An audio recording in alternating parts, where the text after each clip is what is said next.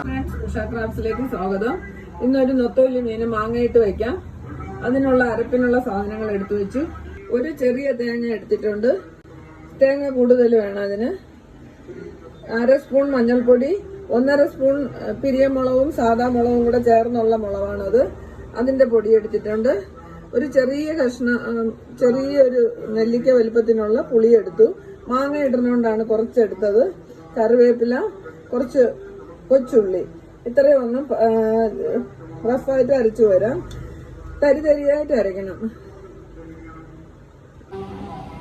മാങ്ങ ഇട്ട് കൊടുക്കാം. നൊത്തോലി മീനില് മാങ്ങ, പച്ചമുളക്, തക്കാളി ഇത്ര ഇട്ട് കൊടുക്കാം.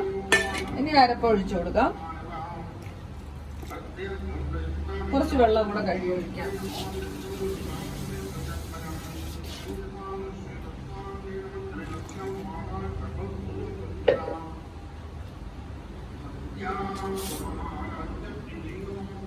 ഉപ്പൂടെ ചേർത്ത് കൊടുക്കാം.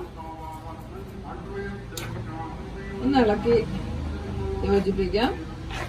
ഇത് നന്നായിട്ട് വറ്റിച്ചെടുക്കാം.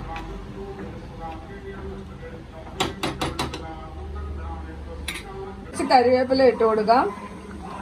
ഇത് നന്നായിട്ട് വറ്റിയിട്ടുണ്ട്. കുറച്ച് വെളിച്ചെണ്ണയും കൂടെ ഒഴിച്ചു കൊടുക്കാം.